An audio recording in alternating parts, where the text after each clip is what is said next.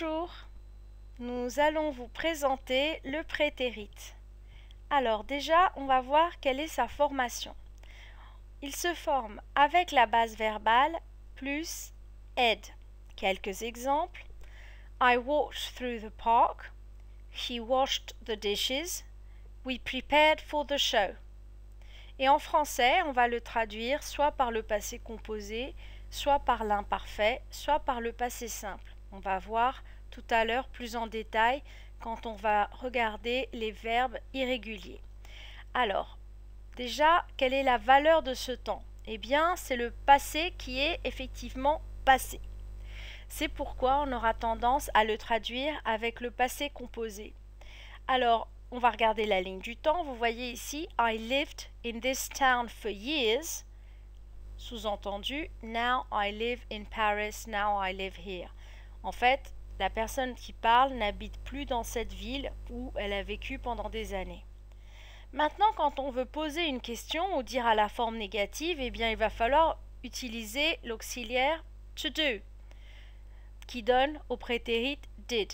Donc, pour une question ou pour la forme négative. Voilà quelques exemples.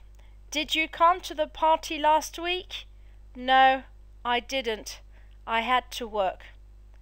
Voilà, donc attention, did, didn't. Pour poser des questions ou pour dire à la forme négative. Toujours, toujours. Alors, ensuite, nous allons malheureusement nous attacher au verbe irrégulier. Mais pourquoi c'est quand même une bonne nouvelle? Eh bien, parce que les verbes irréguliers sont irréguliers dans toutes les langues. Et en anglais, on les rencontre souvent, donc c'est pas une si mauvaise nouvelle que ça. Donc, on va regarder ici par exemple. She wrote a letter. On peut le traduire par elle écrivit une lettre ou elle a écrit une lettre. She knew a lot of people back then. Elle connaissait beaucoup de monde à l'époque. He understood. Don't you worry. Il a compris. Ne t'inquiète pas.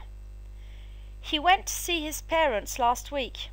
La semaine dernière, il est allé voir ses parents ou rendre visite à ses parents. I read the lesson. J'ai lu la leçon. Alors ici, il faut faire un petit peu attention parce que avec read, c'est le contexte qui va nous dire s'il s'agit du prétérit ou du présent. Là, sans le contexte, on peut croire que c'est du présent. I read the lesson. Ou du prétérit, si on a le contexte. I read the lesson, c'est le contexte qui va bien nous indiquer. Alors, regardez bien cette fiche. Photographiez-la avec votre mémoire visuelle. Regardez, donc do, did pour les questions, pour la forme négative. Regardez la ligne du temps. Voilà, vous pouvez passer à la forme suivante.